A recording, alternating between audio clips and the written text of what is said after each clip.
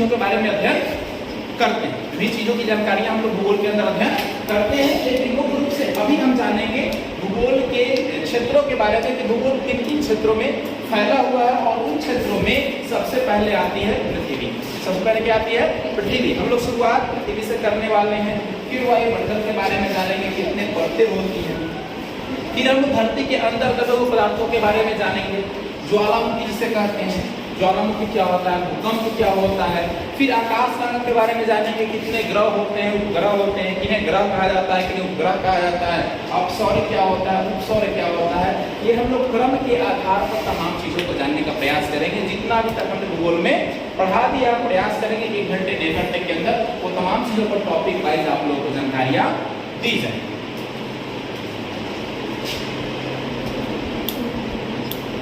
सबसे पहले तो जानेंगे पृथ्वी की रचना कैसे है। ये हमारी जो अर्थ है, ये पृथ्वी बना तो बना कैसे। अलग अलग लोगों का अलग अलग सिद्धांत, अलग अलग कथन है कि आखिर धरती बनी तो बनी कैसे, जिसमें सबसे महत्वपूर्ण सिद्धांत है महाविस्फोटक का सिद्धांत। महाविस्फोटक का सिद्धांत यानी आकाश में बहुत सारे उल्कापिंड थे, बहुत सारे ग्रह थे जो आपस में टकराए, और टकराने की वजह से इतनी जबरदस्त टक्कर हुई जो सूर्य का एक टुकड़ा टूटकर उससे करोड़ों मिलियन वर्ष दूर चला गया, और जाने की वजह से धीरे धीरे सूर्य से दूरी होने की वजह से वो क्या होने लगा? ठंडा होने लगा। सपोज मान लीजिए कि ये सूर्य है और इसे टुकड़ा टूट गया, और टूटने के बाद ये इससे बहुत दूर चला गया, ठीक है, ये टुकड़ा टूटकर बहुत दूर चला गया। तो जाहिर बात है सूर्य के अंदर जितनी गर्मी होगी उससे इसकी कम गर्मी होगी, है ना। करोड़ों वर्ष लगे इसे ठंडा होने में। आज जो पृथ्वी का आप रूप देख रहे हैं एक सूर्य का ही टुकड़ा है, और इसे ठंडा होने में करोड़ों वर्ष लगे। आज भी पृथ्वी के अंदर इसके केंद्र में वही आग और लावा है जिसको आप ज्वालामुखी के रूप में देखते हैं। और ज्वालामुखी जब पढ़ाएंगे तो हम बताएंगे क्रोड क्या होता है, निफे क्या होता है, निकल फेरस क्या निकलते हैं, कहाँ से निकलते हैं, भूपटल क्या होती है ना। ये सब चीजों के बारे में हम जानेंगे। तो हमारे पृथ्वी की रचना सूर्य के टुकड़े से हुई है। सूर्य क्या है? एक तारा। लेकिन आज हमारी पृथ्वी क्या है? एक ग्रह। क्या है? ग्रह। क्योंकि ग्रहों का गुण पृथ्वी के अंदर पाया गया, लेकिन सूर्य के अंदर ग्रह का गुण नहीं पाया गया। सूर्य के अंदर एक तारा का गुण पाया गया। सूर्य भगवान भी हम लोग कहते हैं। भगवान इसलिए कहते हैं कि कुछ धार्मिक मान्यताएं हैं, प्लस में हमें प्रकाश दे रहा है, हमें जीवन दे रहा है। अगर सूर्य उदित नहीं होगा तो हमें प्रकाश नहीं मिलेगा, एनर्जी नहीं मिलेगी, और सारे जनजीवन क्या हो जाएंगे? समाप्त हो जाएंगे। तो सूर्य का उगना भी जरूरी है, डूबना भी जरूरी है, उसको तापमान देना भी जरूरी है, क्योंकि तमाम जनजीवन को जीने के लिए सूर्य की जो रोशनी है, प्रकाश जो है, वो होना बहुत जरूरी है। तो करोड़ों वर्ष लग गए पृथ्वी के रूप में बनने के लिए। काफी व्याख्या हो जाएगा, हम पृथ्वी का निर्माण बताएंगे तो स्टेप बाय स्टेप इसमें बहुत सारे जीवों की उत्पत्ति हुई, नग्न जीवी हुए, और फिर जाके सबसे सर्वोच्च प्राणी जो है हम मानव हैं। सबसे सर्वोच्च प्राणियों में सबसे सर्वोच्च प्राणी जो हुए हम मानव हुए, जिससे बनने में काफी वर्ष लगे। 10 करोड़ वर्ष तक लग गया। स्टेप बाय जीवन काल शुरू होते हुए उससे लोग रहने योग्य बने, छोटे मोटे कीड़े मकोड़े आए, तो नग्न जीवी आए, और उससे स्टेप बाय स्टेप होते ये मानव सबसे विकसित सभ्यता। धरती की सबसे विकसित सभ्यता में कौन सी सभ्यता आएगी? मानव सभ्यता। तो ये पृथ्वी के निर्माण से। अब पृथ्वी के निर्माण को जानेंगे तो पृथ्वी के निर्माण में ये भी जानेंगे कि ब्रह्मांड का जो उम्र है वो कितना है, सूर्य का उम्र कितना है ना। अगर कोई व्यक्ति पृथ्वी से अगर सूर्य तक जाना चाहे तो उसे कितने वर्ष लगेंगे? क्या सूर्य तक पहुंच सकता है? संभव नहीं है। सूर्य के अंदर इतनी उष्मा है कि वहां कोई भी पहुंच नहीं सकता है। उसका 6000 डिग्री सेल्सियस इसका तापमान होता है बाहरी का। अब सोचिए बाहरी स्रोत तक 6000 डिग्री सेल्सियस है, खौल जाएगा, है ना। 100 डिग्री सेल्सियस पानी जो गर्म होता है उसमें हाथ डालिए क्या होगा? सोच लीजिए हाथ में कहानी काम होने वाला है, और 6000 डिग्री सेल्सियस उसके अंदर का 15000 डिग्री सेल्सियस होता है। सोचिए क्या होगा के अंदर का। वहाँ संभव है पहुँच पाना? नहीं संभव। यहाँ तक कि आप शुक्र तक पहुँच ही नहीं सकते हैं, बुध तक पहुँच ही नहीं सकते हैं। न तो हमारे पास वैसा कोई यंत्र है, न तो ऐसे कोई उपकरण है, जहाज है जहाँ आसानी से पहुँच सकते हैं, और न ही उतनी आपकी जीवन है। कई लाइट वर्ष लगेगा, प्रकाश वर्ष। खगोलीय दूरी का मात्रक किलोमीटर और मीटर नहीं होता है, लाइट ईयर होता है। क्या होता है? प्रकाश वर्ष होता है। लेकिन सबसे बड़ी अगर दूरी मापी जाए, पूछता है बार बार खगोलीय दूरी मापने के इनमें से कौन सी यूनिट है, तो दो ही तरह की यूनिट रहेगी आपको, या तो प्रकाश वर्ष रहेगा या तो पारसेक रहेगा, या तो प्रकाश वर्ष रहेगा या तो पारसेक रहेगा। एक प्रकाश वर्ष होता है 9.46 × 10⁻15 मीटर। लेकिन अगर वही एक पारसेक प्रमाण पूछेगा तो एक पारसेक प्रमाण हो जाएगा 3.26 प्रकाश वर्ष, यानी एक पारसेक प्रमाण 3.26 प्रकाश वर्ष हो जाएगा। यानी पारसेक बड़ा हुआ या प्रकाश वर्ष बड़ा हुआ?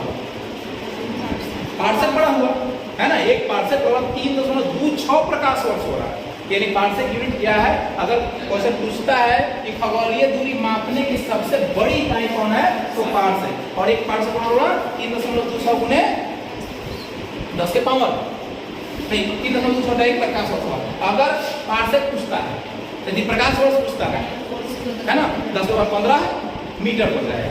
ठीक है, तो याद रखिए खगोलीय दूरी में कौन सा आपका आएगा? दोनों यूनिट आएगा, प्रकाश वर्ष और पारसेक भी आएगा। अब एक होती है मंदाकिनी। मंदाकिनी क्या होती है? वैसा एक समूह जहां पर क्या होते हैं, तारे को गुच्छे पाए जाते हैं। जो तारा आपको दिखाई पड़ता है ना, ये गुच्छा, बहुत सारे तारे होते हैं, एक नहीं होते हैं, करोड़ों तारे होते हैं। और सूर्य से भी बड़े बड़े तारे होते हैं, और पृथ्वी से तो कई हजार गुना लाख गुना बड़ा तारा होता है। लेकिन हमें दिखाता है तब करते रहता है ना, स्पष्ट दिखाई नहीं पड़ता है। कभी क्या होता है, ज्यादा लाइट दिखता है, कभी कम लाइट दिखता है। क्यों? क्योंकि वायुमंडल में बहुत सारे धूलकण होते हैं। क्या होते हैं? बहुत सारे धूलकण। जब क्लियर विजुअल आता है तो ज्यादा लाइट दिखता है, जब क्लियर विजुअल नहीं आता है तो क्या होता है? लाइट कम होता है। पृथ्वी पर जो प्रकाश का कारण क्या है? दिन में सूर्य है और रात में क्या है? अगर रात में चमकता है तो चंद्रमा कारण, तारा का प्रकाश चंद्रमा पर जाता है और चंद्रमा से रिफ्लेक्ट होकर कहाँ आता है? पृथ्वी पर आता है। अमावस्या और पूर्णिमा आप लोग जानते होंगे। अमावस्या में क्या दिखता है? अंधेरा दिखता है, कुछ दिखता ही नहीं है ना, सिर्फ और सिर्फ अंधेरा दिखता है। लेकिन वही अगर पूर्णिमा होती है तो क्या दिखता है? प्रकाश, है ना।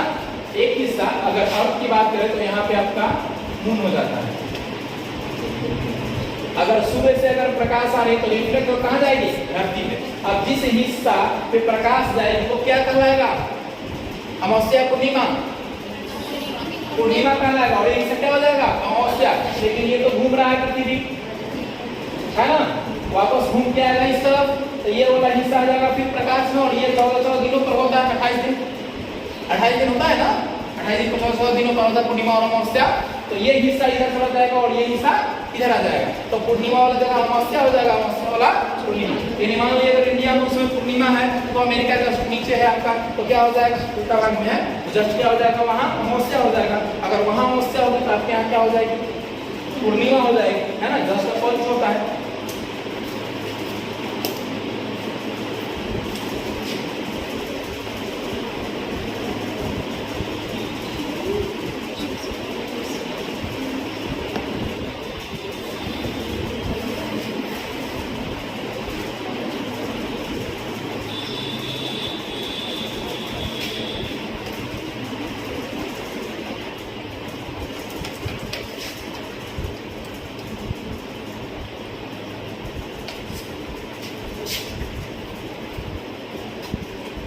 देखिए ये जो है सूर्य, ये क्या है? इस तरह का क्या है?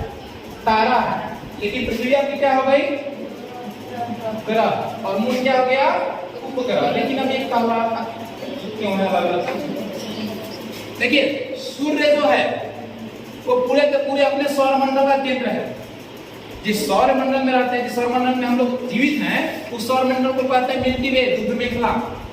क्या होते हैं? मिल्की वे, दुग्ध मेखला। यानी जिसमें तारों का असंख्य समूह है, जिसमें हमारी पृथ्वी है और उसके केंद्र में कौन है? सूर्य है। और बाकी जो 8 ग्रह हैं, सभी के बारे में बताएंगे। 8 ग्रह हैं जो क्या करते हैं? सूर्य की परिक्रमा करते हैं, साथ ही अपने स्थान पर घूर्णन करते हैं। अपने स्थान पर क्या करते हैं? घूर्णन करते हैं। और चारों ओर क्या करते हैं? परिक्रमा। 2 तरह की क्रियाएं करते हैं हर एक ग्रह। क्या करते हैं? 2 तरह की क्रियाएं। किनको किनको घूर्णन और परिक्रमण क्लियर है? कौन कौन लोग जानते हैं? घूर्णन अपने आप में रोटेट करता है। कितने लोग यज्ञ में जाते हैं?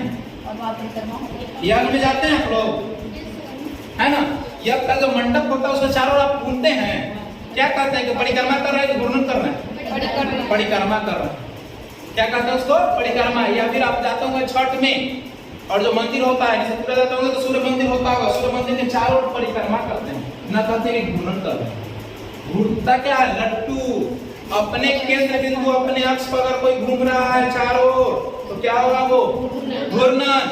अगर कोई वस्तु स्थिर है उसके, है ना, तो पृथ्वी जो हिस्सा सूर्य के तरफ होगा, जो हिस्सा किसके तरफ होगा? सूर्य के तरफ, वो क्या कहलाएगा? दिन। जो सूर्य से अपोजिट होगा वो क्या कहलाएगा? रात। लेकिन ये 12 घंटा के लिए ही होगा। कितने घंटे के लिए होगा? 12 घंटा के लिए, क्योंकि पृथ्वी क्या कर रही है? अपने स्थान पे घूर्णन गति कर रही है, घूम रही है, और घूम रही है तो यहाँ से यहाँ जाएगी तो ये हिस्सा में तो इधर आएगा ना, तो अगले 12 घंटे के बाद क्या होगा? रात वाला हिस्सा दिन में आ जाएगा और दिन वाला हिस्सा रात में। अब ये अप्रॉक्स टाइमिंग क्या हो रही है? टाइमिंग हो रही है आपकी 9:38। अभी अमेरिका के अंदर लगभग 10:30 के आसपास, 10, 20, 25 के आसपास हो रहे होंगे रात्रि, यानी हाँ रात्रि हो रहा होगा अमेरिका में। अभी वो कहाँ होगा? अभी वो इस टाइम इस जगह पे अप्रॉक्स होगा अमेरिका। हम लोग कहाँ हैं? अभी इस जगह पे अप्रॉक्स। हम लोग दिन वाले हिस्सा में हैं और वो लोग रात वाले हिस्सा में। लेकिन जब हमारे यहाँ 9:30 होगी तो वहाँ अमेरिका में क्या होगा? 10 बजे दिन होगा। हमारे यहाँ से आधा घंटा अधिक उसके यहाँ है। हम लोग ग्रीनविच से क्या है? 5.5 घंटा आगे और वो 5 घंटा पीछे। ठीक है, तो क्या होता है? जब हमारे यहाँ दिन होता है तो वहाँ रात होता है। आप वो चीजें कंप्यूटर में भी हम पढ़ा रहे हो दिखाते हैं, टाइम सेट करना, टाइम जोन वगैरह कैसे किस देश का टाइम आप देख सकते हैं। तो ये चीज है, यानी जो हिस्सा दिन में है वो हिस्सा रात में जाएगा, रात वाला हिस्सा दिन में है। यानी पृथ्वी के घूर्णन गति के कारण, घूर्णन गति के कारण क्या होगा? दिन और क्या होगा? दिन और रात। लेकिन पृथ्वी के परिक्रमण गति के कारण क्या होगा? ये परिक्रमा भी तो कर रहा है ना, वैसे बढ़ रहा होगा ना, ये घूमते घूमते बढ़ रहा होगा, घूमते घूमते क्या कर रहा होगा? बढ़ रहा होगा, तब तो परिक्रमा करेगा सूर्य का, इसका भी तो परिक्रमा करना है ना। साथ में अगर असिस्टेंट भी घूम रहा है, चंद्रमा भी घूम रहा है पृथ्वी के चारों ओर और अपने अक्ष के चारों ओर भी घूम रहा है। सोचिए इसे चल रहा है, इसके चारों ओर घूम रहा है, अपने चारों ओर घूम रहा है, साथ में इसको घुमा भी रहा है, साथ में इसको घुमा भी रहा है। यानी पृथ्वी घूर्णन क्रिया के परिणाम स्वरूप दिन और रात परिवर्तित होता है। लेकिन पृथ्वी के परिक्रमण क्रिया के कारण मौसम बदलता है, ऋतु बदलती है। अभी क्या चल रहा है? ग्रीष्म ऋतु चल रही है, जस्ट कुछ महीने में बरसात आएगी, वर्षा ऋतु आएगी, है ना। फिर ठंडे का टाइम आएगा, आएगा कि नहीं आएगा? तो ये टाइम टू टाइम बदलता है। अब अलग अलग एरिया में पृथ्वी पहुंचेगा तो अलग अलग घटनाएं होने की अनिवार्य हो जाएगी। किसी टाइम गर्मी का टाइम आएगा, किसी टाइम जाड़ा का टाइम आएगा, किसी के टाइम बरसात का टाइम आएगा। अब देखिए पृथ्वी घूमते घूमते कभी कभी क्या होता है? सूर्य के बहुत नजदीक आ जाती है और कभी कभी काफी दूर से रहती है। देखिए इसमें बना हुआ है, ये एरिया सबसे पीक पॉइंट में सबसे दूर वाला एरिया है, लगभग मैप के अकॉर्डिंग है सबसे दूर वाला एरिया, ये सबसे नजदीक वाला एरिया। तो दो घटनाएं हो जाती हैं। जब सूर्य पृथ्वी के नजदीक आ जाती है वो एक अलग घटना कहलाती है, और सूर्य जब पृथ्वी से दूर चली जाती है वो अलग घटना कहलाती है। अगर सूर्य पृथ्वी के नजदीक आ जाती है उस घटना को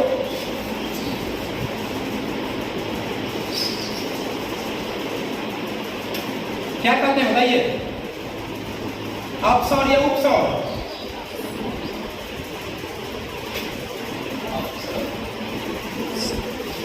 क्या कहते हैं उसको? उपसौर। जब नजदीक होगा क्या होगी? इसकी दूरी कम होगी, लेकिन जब दूरी क्या होगी? अधिक। अप मतलब ऊपर ऊपर ऊपर ज्यादा।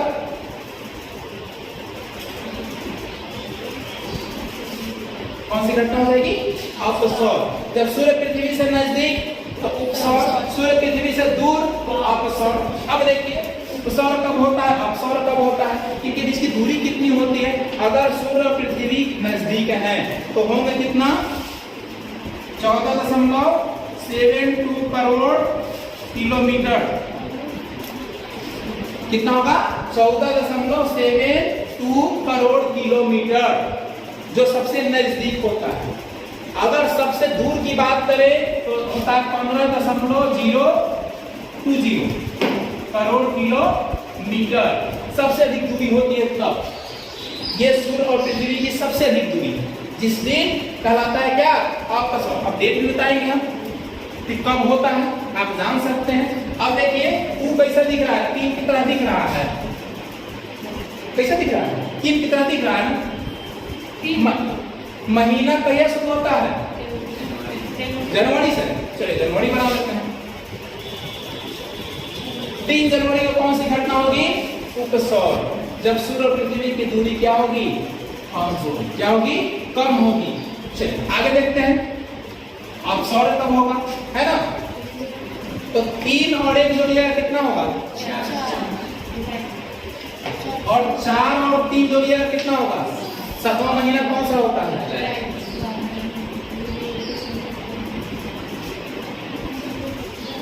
मुंह कैसा है, 3 की तरफ, 3 लिख दिए, है ना। उपसौर यानी 3, तो 3 शुरू कहां से होता है, जनवरी से। क्या होता है, जनवरी से, ठीक है।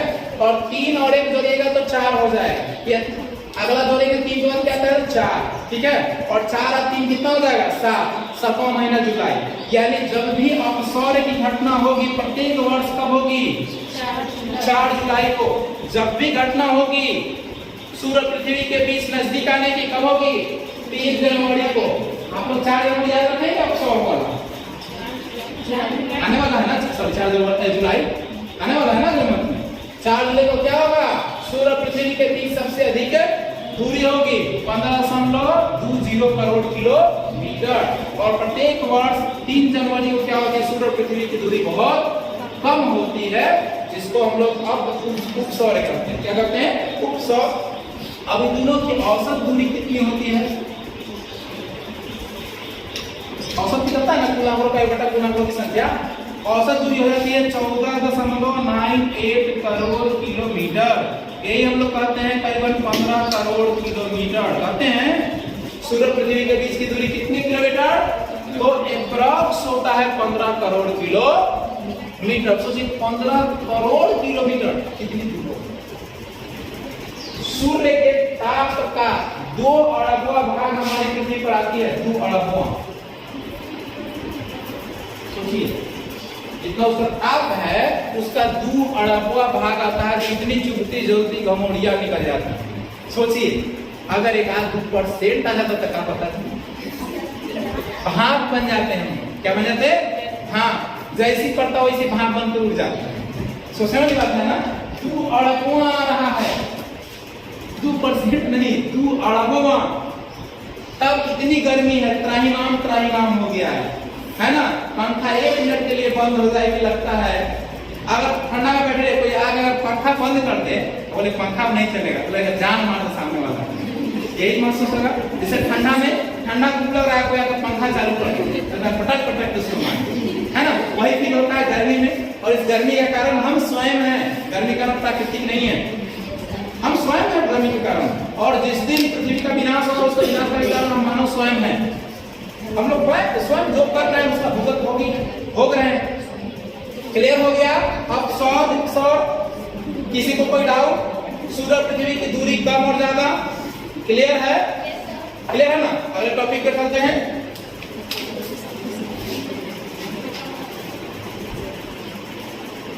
चलिए अब देखते हैं सूर्य ग्रहण और चंद्र ग्रहण। सुने, सूर्य ग्रहण और चंद्र ग्रहण। अब सूर्य ग्रहण और चंद्र ग्रहण की स्थिति कैसी होती है, देखिए में होगा इनमें से कौन सी स्थिति सूर्य ग्रहण की और कौन सी स्थिति चंद्र ग्रहण की। अब देखिए सूर्य ग्रहण कब लगेगा, जब सूर्य और पृथ्वी है ना, और इस बीच में क्या आकर टपक जाएगा, चंद्रमा। जब ऐसी स्थिति होगी तो क्या कहलाएगा, सूर्य ग्रहण। याद रखिएगा क्या कहलाएगा वो, सूर्य ग्रहण। जब सूर्य और पृथ्वी के बीच में कौन आ जाए, चंद्रमा टपक जाए, तो क्या हो जाएगा, सूर्य ग्रहण। जस्ट उल्टा हो गया, सूर्य रहा, यहां पृथ्वी आ जाती है, और यहां क्या आ जाएगा, यानी चंद्रमा और सूर्य के बीच में कौन आ गया? पृथ्वी। तब क्या होगा? चंद्र ग्रहण। जब सूर्य और पृथ्वी के बीच में चंद्रमा आ गया तो केकरा पर ग्रहण लग गया? एक आप स्पष्ट दिखाई देगा? दिखाई देगा? नहीं दिखाई देगा? एग्जाम्पल, किसी का फोन है, लाइट जला दीजिए। कोई लाइट जला दीजिए।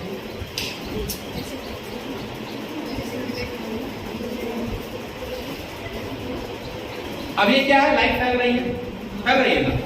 अगर आपके और इस लाइट के बीच में अगर ये आ जाए, आप तक लाइट पहुंचेगी? ग्रहण लग गया कि नहीं? लगा ना ग्रहण? ये रोका ना, वैसे यहां रोक रही हो। यहां सूर्य का प्रकाश पृथ्वी पर जाने से कौन रोक दी? चंद्रमा। क्या रोक दी? चंद्रमा। अब देखिए, बहुत नजदीक होता है अगर ये, तो प्रकाश नहीं रोक पाता। क्यों? क्योंकि सूर्य बहुत विशाल है और पृथ्वी क्या है? उसके अनुसार बहुआ है, उसके अनुसार छोटा है। लेकिन सूर्य भी दूर, पृथ्वी भी दूर और चंद्रमा भी इससे दूर।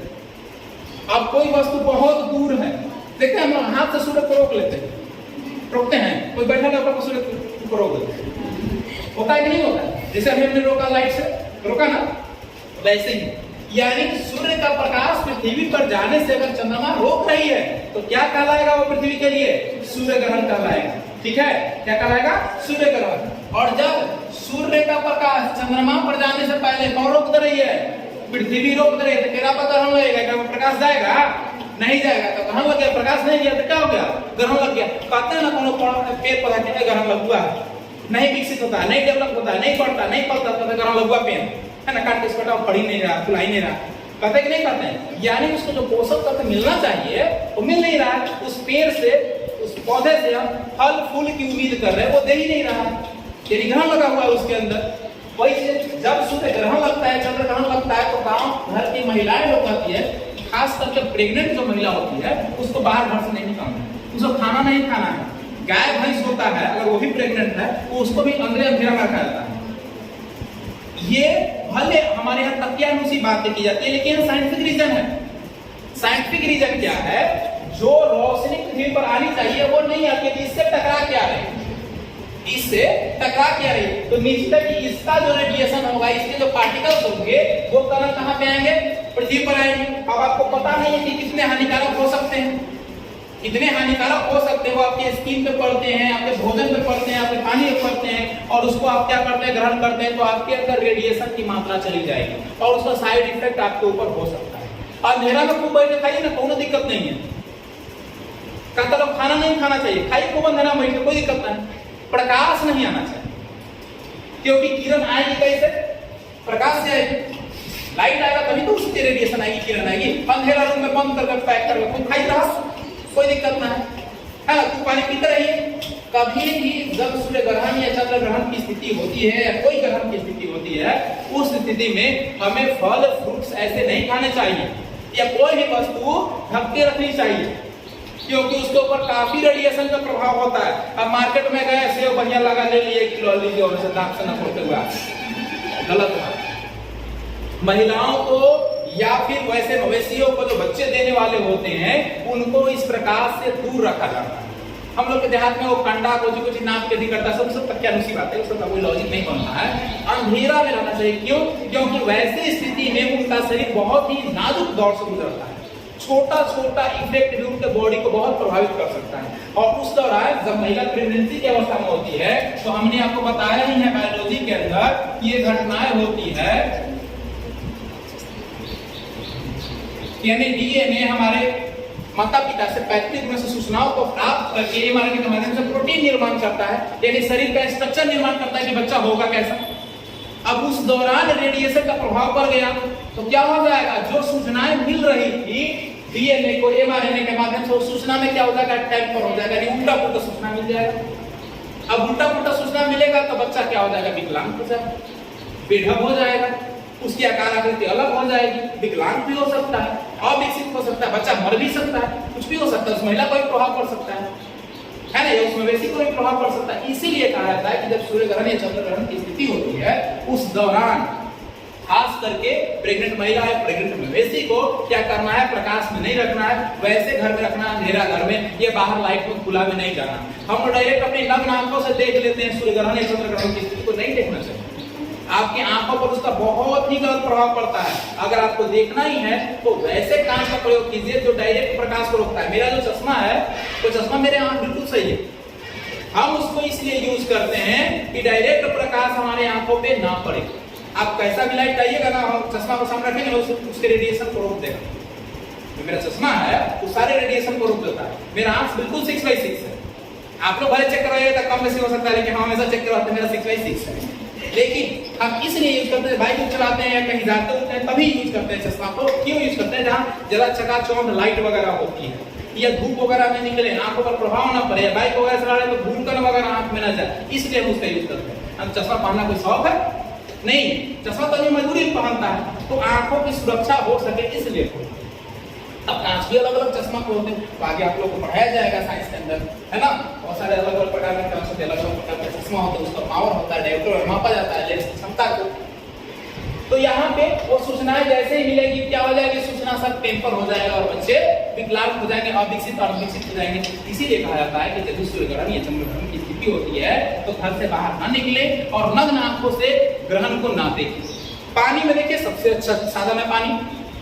कटपट में पानी ले लीजिए, कोई बर्तन में डायरेक्ट देते पानी में, कोई दिक्कत नहीं, क्योंकि जो किरण आएगी पानी उसको क्या कर लेगा, ऑब्जर्व कर लेगा, और जो रिफ्लेक्ट होकर आपके ऊपर प्रकाश आपकी आंखों के ऊपर आएगी वो आपको नुकसान नहीं करेगी। पानी क्योंकि उसको ऑब्जर्व कर लेता है, इसीलिए पानी पीने के लिए भी लोग मना करता है। खुला बर्तन पानी रखे हुए हैं ना, वो सूर्य ग्रहण चंद्र ग्रहण के दौरान नहीं पीना चाहिए। तो पानी क्या होता है, पॉल्यूटेड हो जाता है, उसके अंदर रेडिएशन चला जाता है। हाँ, अंधेरे घर में रख रहे हैं, नल वगैरह में है, टंकी उनकी है, तो बंद है, कैद है, कोई दिक्कत नहीं है, धरती के अंदर से निकाल कर पी रहे हैं। लाइट से प्रभाव उसको, लाइट से ज्यादा को प्रभावित करता है सूर्य ग्रहण और चंद्र ग्रहण की स्थिति। चंद्र ग्रहण कब लगता है? पूर्णिमा के दिन। चंद्र ग्रहण की जब स्थिति होगी वो कौन दिन रहेगा? पूर्णिमा की स्थिति होगी, और ये सूर्य ग्रहण क्या होगा? अमावस्या की स्थिति में होगा। ठीक है, क्योंकि लाइट को क्या कर दिया तो रोकेगा ना, तब ना दिखेगा। अब पहले ही से अंधेरा है, लाइट रोक दिया, क्या दिखेगा? ऑलरेडी रूम में अंधेरा है, अब कहते हैं बत्ती बुताओ जी, तो क्या पता चलेगा बत्ती बढ़ रहा है बुझ रहा है, तो पहले ही से अंधेरा है। लेकिन बत्ती बढ़ रहा है उसके बाद अगर बत्ती बुताया तो पता चलेगा कि हाँ बत्ती बढ़ रहा है, तो बुता दिया गया। यानी यहाँ प्रकाश आ रही है, पृथ्वी ने क्या कर दिया, प्रकाश रोक दिया, तो इसको पता चल गया अच्छा हमारा ग्रहण लग गया, है ना। वैसे पृथ्वी पर प्रकाश आ रही थी, बीच में आगे चंद्रमा टपक गया तो पृथ्वी को प्रकाश रुक गया, किसी को अंधेरा हो गया, है ना। अंधेरा हुआ तो क्या कहलाएगा? सूर्य ग्रहण कहलाएगा। एक बार हुआ था 2008-9 के आसपास में, पूरा सुबह के टाइम में एकदम अंधेरा हो गया था, पूरा अंधेरा लगता हो गया, पूरा अंधेरा पूर्ण रूप से। कभी कभी आंशिक चंद्र ग्रहण लगता है, कोना उना बनाएगा, वो पूर्ण में चलेगा। जैसे अभी लाइट बाढ़े थे ना, अगर कोना पर मार देता था, कट जाता ना आपको पसली के बाद, लेकिन अगर हम पीछे बाढ़ दें तो जाएगा नहीं जाएगा। अब पीछे वाला जो होगा वो पूर्ण चंद्र ग्रहण या सूर्य ग्रहण होगा, और सैडवा से कोनवा से निकलेगा वो आंशिक कहलाएगा। क्या कहलाएगा? आंशिक। नींद आ रही है क्या छोटी? प्रवचन फिर चलिए, नींद मार रही प्रवचन सुनिए।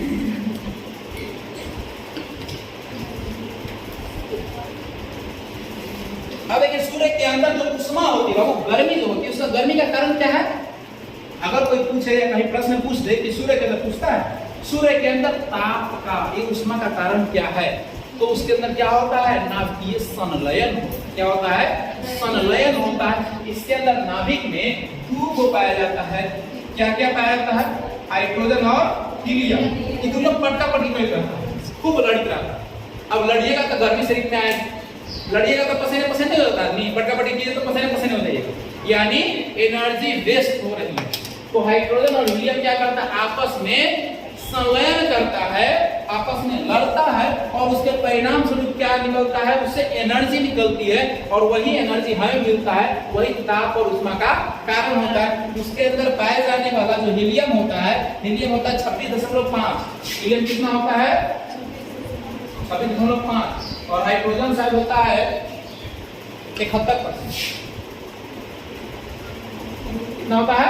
71%। अब ये दोनों आपस में क्या करता है? लड़ते रहता है। हाइड्रोजन की मात्रा क्या होती है इसके अंदर? ज्यादा होती है। क्या होती है? हाइड्रोजन की मात्रा ज्यादा होती है और इसी कारण सूर्य में ताप होता है और हमें गर्मी का एहसास होता है, हमें धूप लगती है, गर्मी लगती है, जलन महसूस होता है। अन्य गैस भी पाए जाते हैं लेकिन वो 2.5 में बहुत सारे गैस होते हैं, वो मिश्रण होते हैं, 2.5 में अन्य आ जाते हैं, लेकिन हाइड्रोजन और हीलियम का बेसी होता है। इसमें हाइड्रोजन सबसे अधिक होता है और हीलियम क्या होता है? उससे कम होता है। सूर्य का व्यास आपका है 13,92,000 किलोमीटर, हमारे पृथ्वी से लगभग 10 गुना है। यदि 10 को पृथ्वी में डालिएगा तो ये वो सूर्य होगा। सोचिए हम लोगों से कितना गुना है? 10 गुना ज्यादा है।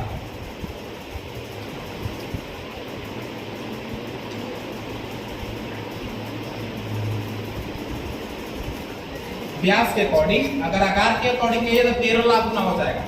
आकार के अकॉर्डिंग लेकर चलेगा तो कितना हो जाएगा? 13 लाख गुना हो जाएगा। ठीक है, व्यास तो समझते होंगे आप लोग, आर और डी पूरा क्या हो जाएगा?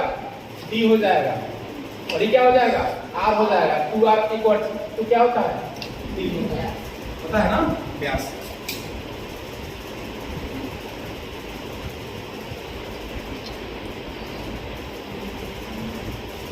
पृथ्वी के थोड़ा सा आगे देख लेते हैं तो फिर ग्रहों के बारे में चर्चा करेंगे।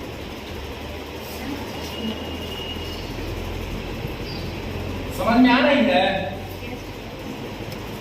नहीं आ रही तो कह सकते हैं, नहीं आएगा तो बोलना है ना, शर्माना नहीं है।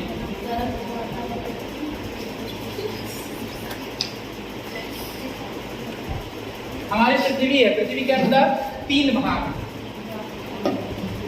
आवाज आ रही है पीछे बाबू? हमारे पृथ्वी के अंदर क्या है? 3 भाग। ये तीनों का टुकड़ा में हम काट लेना और काट करके क्या कर लिए? निकाल लेना। रियल में नहीं काटे, ऐसे काटना है।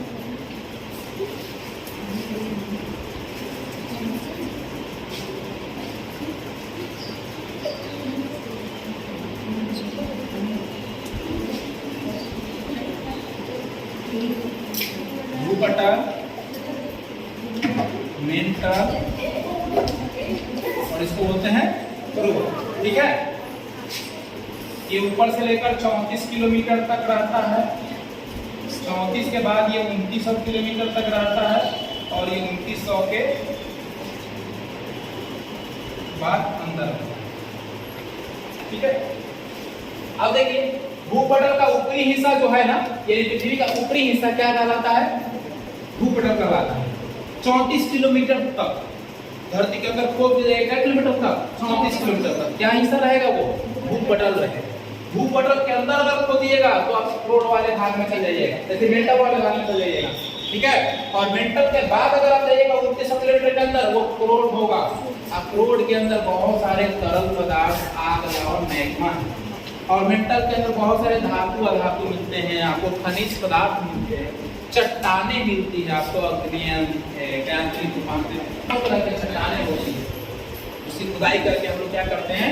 अलग अलग वस्तुओं का निर्माण करते हैं। कोयला, अवरक्त, सब चीजों का उत्पादन किया जाता है धरती के अंदर। अब कोयला निर्माण की प्रक्रिया 1 वर्ष में नहीं होती है, करोड़ों वर्ष लग जाते हैं।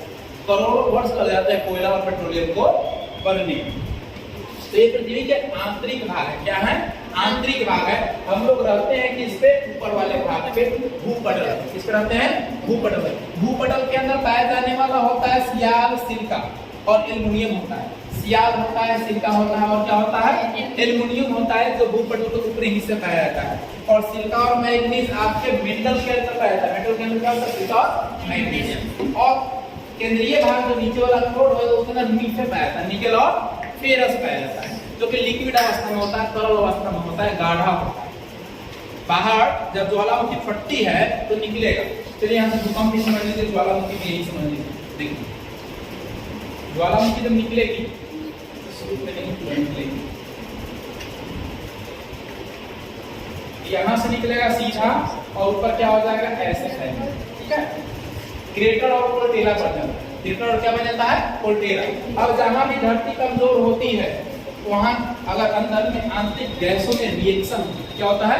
रिएक्शन, और रिएक्शन के परिणाम स्वरूप क्या होती है? धरती फट जाती है। अगर सिर्फ रिएक्शन हुआ और थोड़ा सा वाइब्रेशन मोड में गया, उसको भूकंप बोलते हैं। यानी धरती थोड़ा सा कंपन हुआ तो क्या होगा? वो भूकंप कहलाएगा।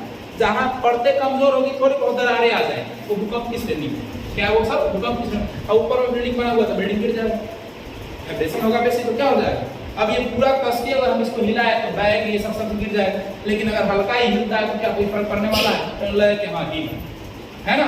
वैसे ही होता है भूकंप में, जब हल्का फुल्का हिलता है तो क्या कहलाता है, भूकंप का नॉर्मल कहलाता है, जिसमें कोई ज्यादा क्षति नहीं होता। लेकिन बहुत ज्यादा अगर वाइब्रेशन होती है तो कभी कभी दरारें आ जाती हैं, बिल्डिंगें इमारतें गिर जाती हैं, जान माल की क्षति हो जाती है, तो भूकंप का बृहद रूप माना जाता है ना।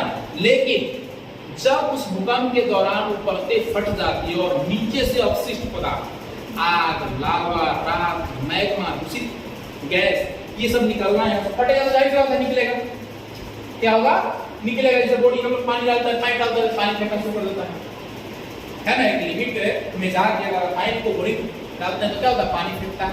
हाँ, उस पानी को खींचने के लिए एक मोटर लगाया जाता है ना। मोटर अपने प्रेशर से क्या करता है, उस पानी के ऊपर खींचता है। कभी ऐसा भी देखते होंगे कि बिना मोटर चल अपने पानी फेंक रहा है, पानी के उस लेयर से दरार फट जाती है जहां पानी बहुत ज्यादा प्रेशर में होता है, उतने पानी फेंकना शुरू करता है। सोशल मीडिया पे वीडियो वगैरह वायरल होता है कि हैंडपंप के दिए सब निकल गया, पाइप फेंक दिया ऊपर में, मोटर टांग के फेंक दिया, अब पानी लगातार फेंक रहा है ना। वैसे सोर्सेस से पानी निकलता है जो कि क्या है, पानी और इसका प्रेशर बहुत अधिक है, ज्यादा, उसे खींचने की जरूरत नहीं पड़ा, ऑटोमेटिक वो फेंकता जाता है। हम लोग यहाँ की स्थिति ऐसा है कि मोटर चालू कर रहे थे, पानी नहीं फेंक रहा है, सुखाड़ की स्थिति है ना। तो ये जब निकलेगा इसमें से आग, लावा, राख है, तो ये क्या बनेगा, पर्वत, पहाड़, चट्टान, झरना, टापू, ये सब बनाएगा। जब ज्वालामुखी फटता है और उसमें से नीचे से दूषित पदार्थ, आग, लावा, राख निकलते हैं तो क्या बनते हैं, पर्वत, पहाड़, झरना, टापू, पठार, यही सब बनता है ना।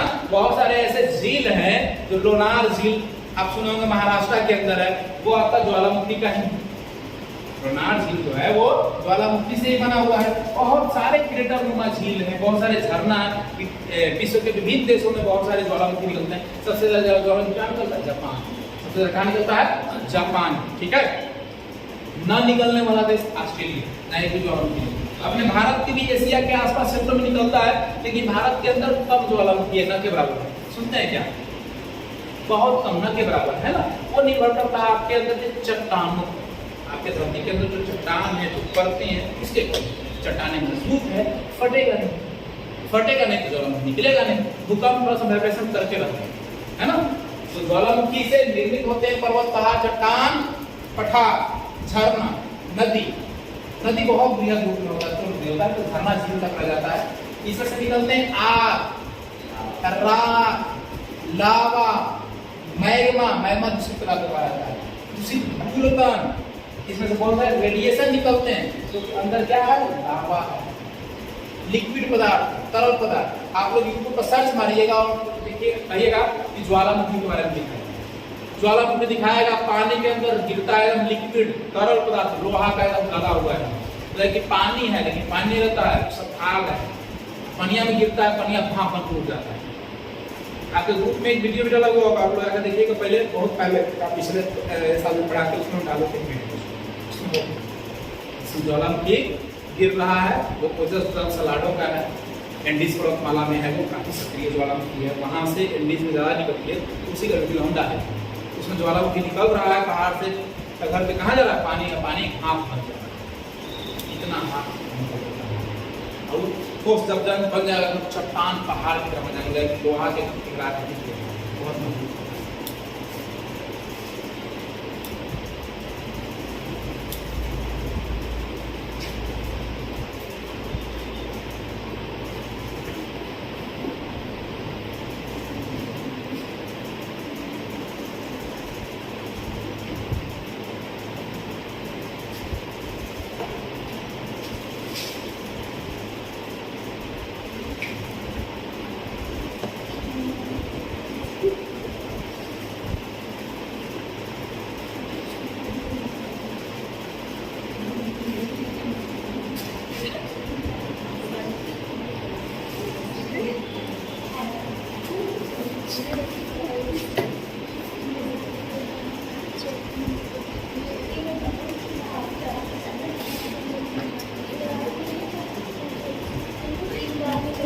देखिए ये हमारे ग्रह क्या है?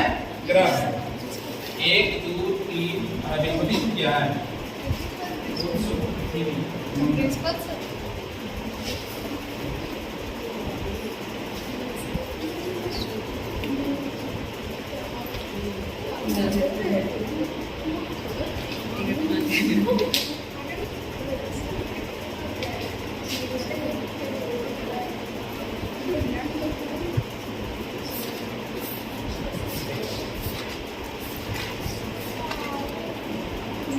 पहले 9, पहले क्या था? 9। प्लूटो को हटा दिया। प्लूटो जो इसका नियम था उस नियम को फुलफिल नहीं किया, इसलिए प्लूटो को रख दिएगा क्षुद्र ग्रह। ऐसा ग्रह में क्षुद्र ग्रह। अब ये हमारा सूर्य है, सूर्य के बगल में सबसे नजदीक वाला ग्रह कौन है? ठीक है, क्या है? बुध। अब देखिए बुध तो है, ये गर्मी भी काफी अधिक होता है गर्म, लेकिन बहुत ही ठंडा हो जाता है, इसलिए सबसे गर्म ग्रह की श्रेणी में इसको नहीं रखा गया। सबसे गर्म ग्रह की श्रेणी में रखा गया है इसको रखा गया पृथ्वी। सूर्य के नजदीक बुध है और बुध छोटा है। क्या है? बुध छोटा, सबसे नजदीक का है और क्या है? छोटा है। अब देखिए सब उपग्रह नहीं, सब उपग्रह को खा गए। कौन खा गया?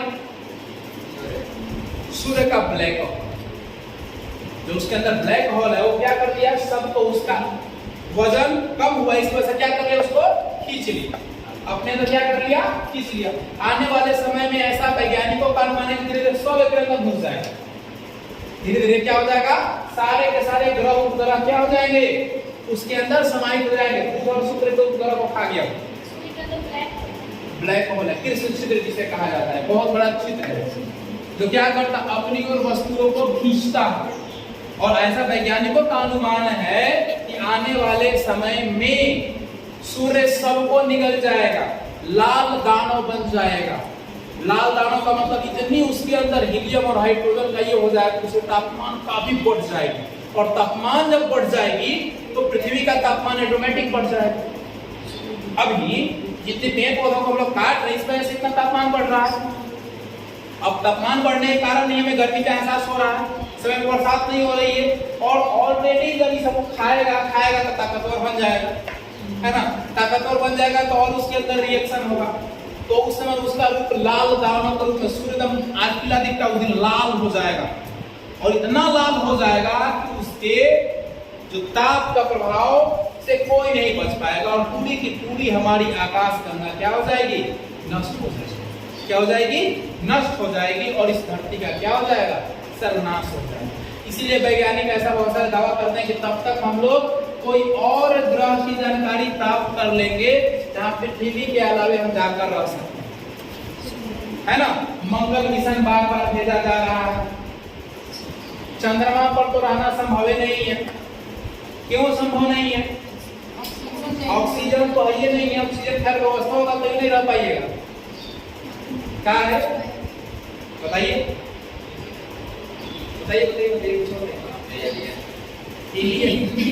होगा, इसकी पुष्टि नहीं की जा सकती कि नहीं होगा, होगा।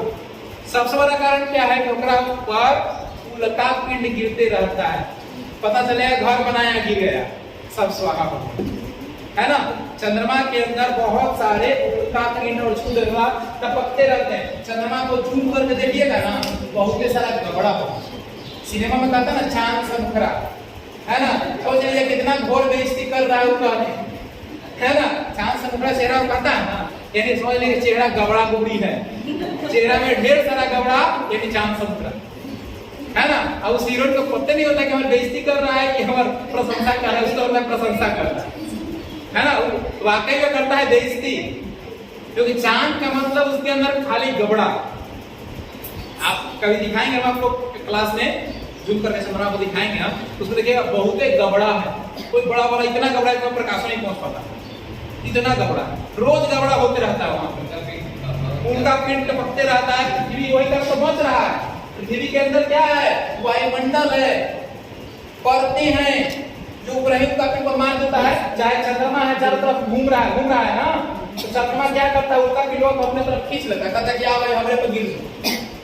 ऐसा उल्का पिंड गिर गिर के घर में गबड़ा हो गया, बहुत सारा उल्का पिंड, करोड़ों की संख्या में उल्का पिंड गिरा है ना, तो इसलिए हमारा पृथ्वी बच जाता है। ऐसा कहा गया था 2026 में 12 में एक उल्का पिंड आ रहा है और मायान सभ्यता का कैलेंडर उसके बाद नहीं है तो पृथ्वी का सर्वनाश हो जाएगा। ऐसा मान 2026 के लिए भी लगाया गया है कि 26 में उल्का पिंड है जो पृथ्वी के बहुत नजदीक से गुजरेगी, है ना।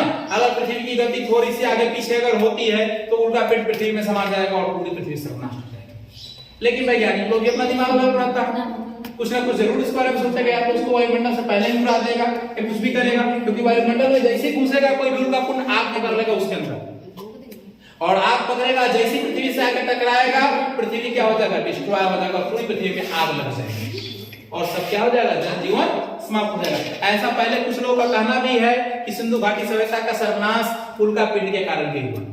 पहले के जो सभ्यताओं का पतन हुआ है वो उल्का पिंड के कारण ही हुआ है, ऐसा लोगों का मानना है ना। लेकिन ऐसा कोई तथ्यपूर्ण चीज नहीं है। बहुत सारे साइंटिफिक रीजन है, कार्बन 14 पत्ती वगैरह के आधार पर बताया गया कि पर्यावरणीय कारणों के कारण, विदेशियों के आक्रमण के कारण, बाढ़ बार बढ़ाता था, इसके कारण जनसंख्या शिथिल नहीं हो पाई और सभ्यता का क्या हो गया, सर्वनाश हो गया। अलग अलग आधार पर अलग अलग लॉजिक भी लगाए जाते हैं। तो आप लोग देख लिया बुध क्या है, सबसे नजदीक है, छोटा है। शुक्र क्या है, थोड़ा दूर है, दूसरे नंबर पे आता है, लेकिन बहुत ज्यादा गर्म है। क्या है, बहुत ज्यादा गर्म है। प्लस में इसका उपनाम है, इसे पृथ्वी की बहन या भगनी कहते हैं, क्योंकि आकार वगैरह घनत्व वगैरह बड़ा पृथ्वी के बराबर। आकार जो है और घनत्व वगैरह जो है इसका वो किसके बराबर है, पृथ्वी के बराबर है, इसीलिए इसे पृथ्वी की बहन या भगनी कहते हैं। इसको पृथ्वी का भोर का तारा या सांझ का तारा कहा जाता है। सूर्योदय होने से पहले और सूर्यास्त होने के बाद ये दिखता है। सूर्योदय होने से पहले और सूर्यास्त होने के बाद आपको ये दिखता है। भोर में अगर देखिएगा सूर्य से ऊपर में तो आपको ये दिखेगा, शाम में देखिएगा तो आपको दिखेगा सबसे बड़ा, हाँ बड़ा होता है। तो इसीलिए इसे भोर का तारा या सांझ का तारा कहते हैं। पृथ्वी की बहन, पृथ्वी की भगनी भी कहते हैं। पृथ्वी अभी तक ज्ञात ग्रहों में एकमात्र जीवन वाला ग्रह है। हो सकता है बाकी लोगों के भी लोग ग्रह करते होंगे, लेकिन हमरा थोड़े व्हाट्सएप किया कि हमको जानकारी अच्छा फलना तो मंगल पाजी है ना, पता होता तब ना, पता नहीं कोनो व्हाट्सएप पे नहीं किया, व्हाट्सएप करता, मैसेज करता, कॉल करता तब जानकारी मिलता कि अच्छा फलना वहां है ना। इसे कहीं कहीं कोई देश में रहता, कोई राज्य में रहता है तो सोशल मीडिया मैसेज करता लोग, अच्छा हम यहाँ आए हुए, स्टेटस लगाता है, स्टोरी लगाता है, ना कहीं स्टेटस लगाता है, ना स्टोरी लगाता है, ना कहीं मैसेज करता है। पता कैसा है कि बृहस्पतियों को कोई शनियों को है, कोई मंगलों को है कि शुक्रों पर है, तो हो सकता है होगा। अभी हमारे पास उतनी जानकारियां नहीं, उतनी टेक्नोलॉजी हमारे एडवांस नहीं कि जाके वहां पर घरे घरे घूम के देखें कौन क्या कौन है ना। इतनी टेक्नोलॉजी एडवांस हमारे यहाँ नहीं है। हो सकता है वाला इसमें जानकारी मिले। बहुत बार यूएफओ देखा गया। यूएफओ कहते हैं एलियंस के यान, जैसे हमारे यहाँ यान होता है, रॉकेट होता है, हेलीकॉप्टर होता है, वैसे ही यूएफओ होता है ना। यूएफओ देखा गया, बहुत सारी इसकी तस्वीरें भी है। चंद्रमा से भी कुछ कुछ ऐसी तस्वीरें आई थी, डरावनी तस्वीरें। मंगल पर से भी कुछ कुछ ऐसी तस्वीरें आई थी जिसको देखकर वैज्ञानिक नासा वगैरह कहता है, नासा रिसर्च सेंटर है अमेरिका का, बहुत विश्व का सबसे आधुनिक रिसर्च सेंटर है, तो उसका मानना है कि एलियंस हैं। उसका मानना है कि एलियंस हैं, यूएफओ भी हैं, लेकिन इसकी पुष्टि नहीं की जा सकती है। जब तक कोई सामने से नहीं आएगा, हाँ हाँ नहीं करेगा, कैसे पता चलेगा? अच्छा तो कहां से जी? हम तो बृहस्पति पर से है, हम तो पृथ्वी पर से है ना। हाय हेलो होगा तब पता चलेगा कहां से कौन है। तो वैसा भी हाय हेलो हुआ नहीं है, लेकिन हो सकता है। ये नहीं कर सकते हैं कि अगर ग्रहों पर कोई भी अन्य व्यक्ति नहीं रहता होगा, रहता जरूर। तो पृथ्वी अभी तक ज्ञात ग्रहों में एकमात्र ग्रह जीवन वाला है, जहां इंसान है इसकी पुष्टि है, क्योंकि हम सभी उसके प्रमाण हैं। अच्छा, हम लोग ऊपर लटके हैं कि धरती के अंदर है? ऊपर लटके हुए, सोचिए तो ऐसे लटके गिरबो नहीं, कुछ हमें और लटक गया तो तुरंत गिर जाते हैं, है ना। यानी स्वतंत्र रूप से हम लोग क्या हैं, एक आकाशीय पिंड के रूप में लटके हुए। हम इस पर से अगल बगल नहीं गिर रहे हैं, क्यों? क्योंकि गुरुत्वाकर्षण बल हमें अपनी ओर खींच रही है। कितना भी आप जंप कीजिएगा वापस नीचे आइएगा। कौन खींचेगा नीचे से? गुरुत्वाकर्षण। कौन खींचेगा? गुरुत्वाकर्षण बल। ऊपर से कोई चीज गिरेगा तो नीचे ही आएगा, क्यों? क्योंकि उसको खींच कर रहा है। गुरुत्वाकर्षण कहां जा रहा है जी? नीचे आओ, नीचे आओ, है ना, खींच लेता है गुरुत्वाकर्षण बल। बहुत ज्यादा गुरुत्वाकर्षण बल है, इसीलिए पृथ्वी पर कोई वस्तु गिरती है तो पृथ्वी पर। लेकिन हाँ, अगर उसको इतनी गति से फेंकी जाए तो पलायन वेग में आ जाए तो वापस नहीं आएगा। पलायन वेग एक होता है, इतना स्पीड में उसको फेंकिए कि पृथ्वी के सभी मंडलों से बाहर निकल जाए, तो वो क्या हो जाएगा, घूमते रहेगा, इसे जुड़ित रहेगा, वो नीचे ऐसे नहीं करेगा, हवा में तैरते रहेगा। आप चाहिए अभी आई है ना वो अमेरिका वाली, क्या नाम है, सुनीता विलियम, देखा होगा इंग्लिश की वीडियो वगैरह देखा होंगे आप लोग, जरूर रील्स वगैरह तो जरूर देखे होंगे। वो हवा में उड़ते रहेंगे, जीरो ग्रेविटी अगर यही बना देंगे हम तो आप लोग उड़ते रहिएगा, लेकिन शुरू में जैसे जाइएगा जीरो ग्रेविटी में तो उल्टी हो जाएगा, नाक मुंह से ब्लड भी आ सकता है, जिसको आइडिया नहीं। पहले ग्रेविटी को कम किया था, जीरो नहीं किया था, कम किया था ताकि आदमी उसमें अपने आप को माहौल बना ले, पैर से ऊपर उठ के हवा में ऐसे करके तैरना शुरू करे, फिर धीरे धीरे ग्रेविटी को कम करके जीरो ग्रेविटी किया था, उसको कुछ दिन ट्रेनिंग किया था, तब अंतरिक्ष में भेजा जाता था, मर ही जाएगा। जीरो ग्रेविटी का मतलब निर्वात, वहां कुछ भी नहीं है, कोई गुरुत्वाकर्षण नहीं है, मारते से फेंकने तो ऊपर ही रहेगा, नीचे अभी नहीं करेगा, ऊपर ही डोल रहा है, उसको पकड़िए तो पकड़ेगा नहीं करेगा, वजन में उसका कम हो जाएगा, ये चीज है। तो इसीलिए आकाश में जब चले जाइएगा अंतरिक्ष में, तो अंतरिक्ष में आपको उड़ते रहना है। अगर सब बेल्ट बना रहता है, टिक टिक करके एक मूवी आया था साउथ में, देखे आप लोग, उसमें बेचारा का कट जाता है फीते में, लेकिन फिर कैसे कैसे लपेट के वो वापस आता है, वैसा रियल में होता है। वैसा वो भले इमेजिन बनाया गया है, लेकिन रियल में वैसा होता है। अगर आप अंतरिक्ष में अपने यान से बिछड़ गए तो भटकते रहिए पूरे अंतरिक्ष में, इनमें से उन्हें पता चलेगा जाके कोनो टकरा गए, उल्का पिंड से कोनो टकरा गए, ग्रह से चोट लग गया, है ना, ऐसा होगा, भूखे प्यासे फिर मर जाइएगा। जैसा रहेगा बॉडी वैसा ही रहेगा, 100 साल बाद भी वैसा ही रहेगा, बॉडी को कुछ नहीं होगा, जैसा है वैसी रहिएगा, है ना, क्योंकि वहां क्षय नहीं हो रहा है बॉडी। क्षय कब होगा, जब ऑक्सीजन वगैरह रहेगा तभी ना क्षय होगा, अभी क्रिया करेगा, जैसा ना वैसे रहिएगा। 500 साल बाद कौन हो गया तो कर बॉडी ऐसी, उसको खींच खाच के लेके आएगा, देखा अच्छा फलना आदमी आया था ओकरे बॉडी, लेकिन मरल रही जिंदा ना भी नहीं करिएगा। वहां भोजन थोड़े खाता है, कैप्सूल खाता है, कैप्सूल, वो कैप्सूल खा लिया तो 2 दिन नीचे खाए के टेंशन में, मुंह धो के टेंशन में, पानी पिए के टेंशन में, सब शरीर में मिल रहा है वो कैप्सूल से। सवाल खाता है, सवाल लेके जाता है, उठाता है, सवाल खाता है, पूरा एकदम सब ताकत शरीर में मिल जाता है। हाँ, एक प्रकार का सवाल होता है जो अंतरिक्ष में उगाया जाता है, उसको खाता है। तो अंतरिक्ष यात्री के लिए बहुत सारी चीजें होती है, उस पर ट्रेनिंग होता है, ऐसा ही थोड़े। अभी देखिए भारत में कौन जाने वाले हैं, राकेश शर्मा के बाद जाने वाले, देखिए क्या नाम सुना हुआ नहीं आ रहा, अभी जाने वाले हैं अंतरिक्ष में, जाएंगे 3 लोगों के साथ, 4 लोग जाएंगे अंतरिक्ष में, भारत के जाने वाले। राकेश शर्मा गए थे और उसके बाद फिर भारत का पहला व्यक्ति जाना है अंतरिक्ष में। पृथ्वी देख लीजिए, पृथ्वी का स्टेशन कौन है, चंद्रमा, स्टेशन मतलब उपग्रह, चंद्रमा, ठीक है। मंगल मिशन गया था, सिनेमा में बना ना जी, अक्षय कुमार बनाया ना मिशन मंगल, है ना, फेल हुआ था, फिर जाके सफल हुआ, है ना। मंगल को देखिए लाल ग्रह कहते हैं, क्यों, इसके ऊपर बहुत आयरन पाया जाता है, आयरन ऑक्साइड का लाल दिखता है, आयरन होता है, आयरन ऑक्साइड का, इसको क्या कहते हैं, लाल ग्रह कहते हैं। इसमें भी जीवन की पुष्टि नहीं की गई है। गया लोग 10वीं ध्रुव को उतरने वाला विक्रम लैंडर था ना, जो क्रैश कर गया। 10वीं ध्रुव, उत्तरी ध्रुव, इसका दक्षिण भाग 10वीं ध्रुव, उत्तर भाग उत्तरी ध्रुव होता है। अगला है बृहस्पति, ये सौरमंडल का सबसे बड़ा ग्रह है। क्या है, सबसे बड़ा ग्रह, और इसका उपग्रह है जिसका नाम है ज्ञानीमीड। क्या नाम है इसका, ज्ञानीमीड। ज्ञानीमीड किसका उपग्रह है, तो बृहस्पति का, ठीक है, याद रखिएगा ज्ञानीमीड होगा। अब है शनि। शनि क्या है, दूसरा सबसे बड़ा ग्रह, क्या है, बृहस्पति के बाद दूसरा सबसे बड़ा ग्रह कौन है, शनि। और शनि के चारों ओर चक्का लगल है, बलय, 7 को बलय का वन में चलता, तो क्या कहते हैं, बला वाला ग्रह कहते हैं। क्या कहते हैं, बला वाला ग्रह कहते हैं। इसका सबसे बड़ा उपग्रह का नाम है क्या है, टाइटन। उसके बाद होता है अरुण। क्या होता है, अरुण जस्ट उल्टा काम करता है। हम लोग करते हैं पूर्व की ओर सूर्योदय, और करता है पश्चिम की ओर। अगर कोई पूछते आपसे बताइए, सूर्योदय पश्चिम में होता है, ठीक है, हाँ बोला गया है, बस उल्टा पूछता होता है, पृथ्वी के थर्ड पूछे, सूर्योदय होता है पश्चिम में, कहाँ होता है, है ना। अब डिपेंड करता है कि क्वेश्चन क्या है। उल्टा घूमता है, सूर्योदय नहीं होता, उल्टा घूमता है, इसका घूर्णन होता है, एंटी क्लॉकवाइज होता है, उल्टा होता है, बाकी सब क्लॉकवाइज घड़ी की दिशा में घूमता है।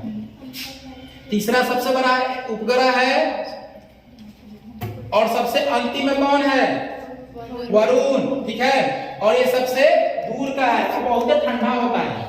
ठंडा होने के कारण क्या है, इसमें मीथेन पाया जाता है। क्या पाया जाता है, मीथेन। मीथेन को अतिशीतल द्रव कहते हैं। बहुत ठंडा द्रव होता है मीथेन, है ना, यही ना भरा जाता है जी एथी में, फ्रीऑन गैस और मीथेन। एसी में, एसी होता है, कूलर नहीं, कूलर नहीं होता, क्या होता है वो, फ्रिज, है ना। तो ये था आपके ग्रह और उनसे जुड़े हुए कुछ महत्वपूर्ण बातें। इसमें बहुत सारा टॉपिक है, इनमें कितना तापमान होता है, क्या क्या होता है, ज्वालामुखी किस पे है, क्या है, वो सब चीजें टॉपिक आप लोग को लिखवाई गई है, उसमें से आप लोग उसको नोट कर लें।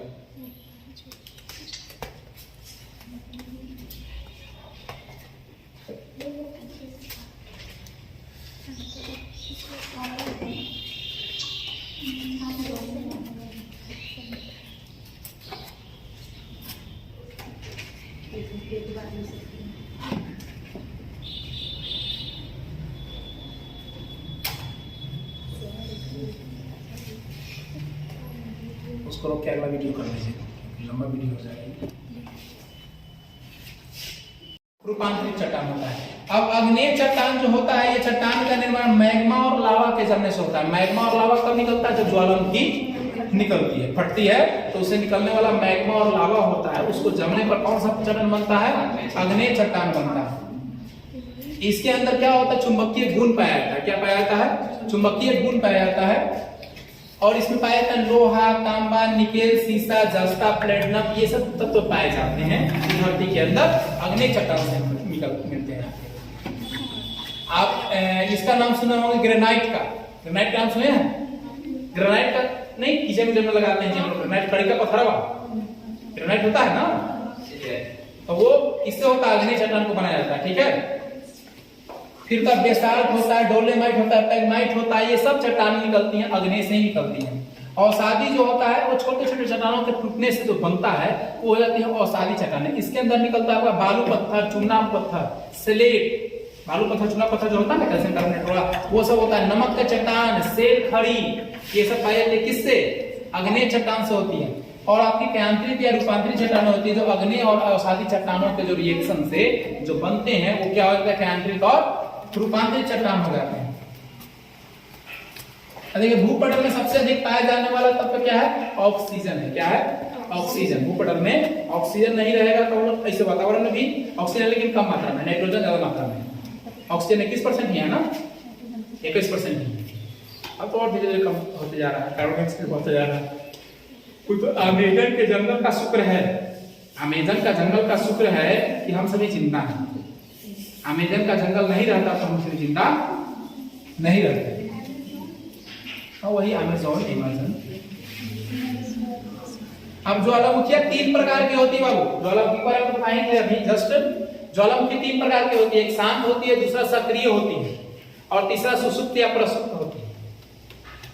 नहीं, शांत को ही सुसुप्त, पहला सक्रिय, दूसरा शांत या सुसुप्त, और अगला मृत ज्वालामुखी होती है। क्या होती है, मृत ज्वालामुखी।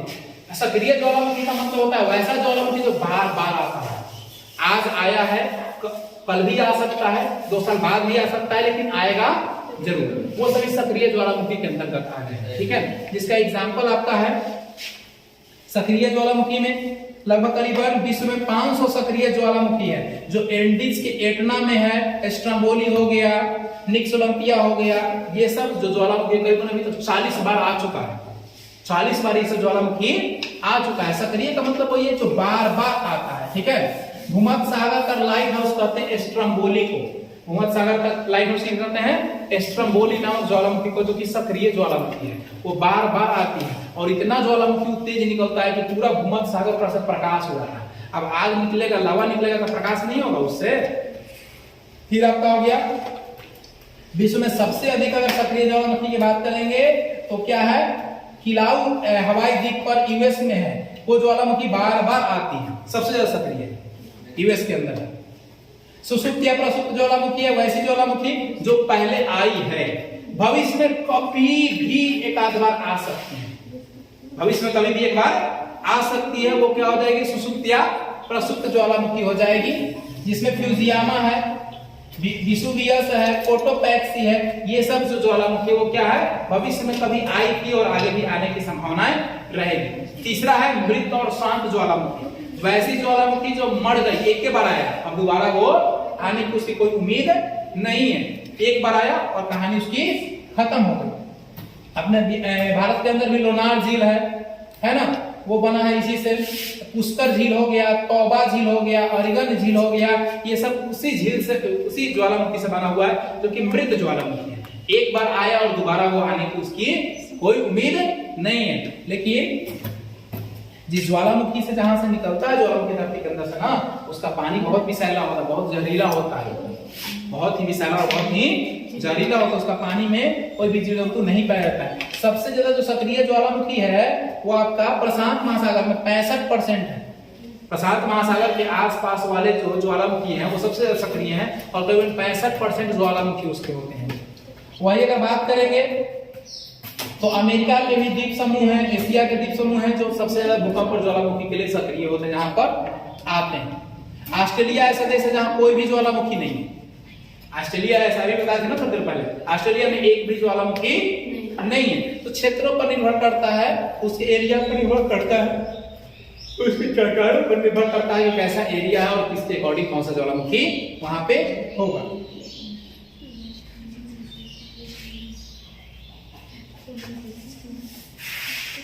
भूकंप के अंदर भी 3 तरंगे होती है। पहला पी तरंग कहा जाता है, इसको प्राथमिक तरंग कहते हैं, है ना। इसकी औसतन वेग 8 किलोमीटर होती है। जो भूकंप के अंदर तरंगे होती है वो कितनी होती है, औसतन 8 किलोमीटर होती है। इसको पी तरंग यानी प्राइमरी तरंग कहते हैं। और ये तरंग सबसे तेजी से फैलती है। क्या होती है, सबसे तेजी से। प्राइमरी तरंग क्या होती है, सबसे तेजी से फैलने वाली तरंग होती है। दूसरा द्वितीयक तरंग होता है, जिसको एस वेव बोलते हैं, सेकेंडरी वेव बोलते हैं। इसकी औसतन जो होती है फैलने की वो 4 किलोमीटर प्रति सेकेंड होती है और ये अनुप्रस्थ रूप में होता है, कंटिन्यूअस ये नहीं होता है। और तीसरी होती है सतही तरंग, जिसको बोलते हैं एल तरंग या लव तरंग कहते हैं इसको।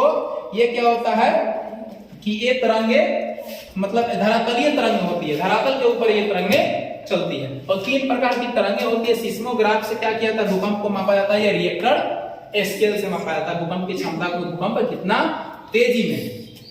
काफी विनाशकारी होती है एल तरंग। एल तरंग जो होती है वो अंतिम तरंग आती है, लेकिन काफी विनाशकारी तरंग उसको कहा जाता है। वो जहां जाएगा वहां तूर तूर मचा देगा।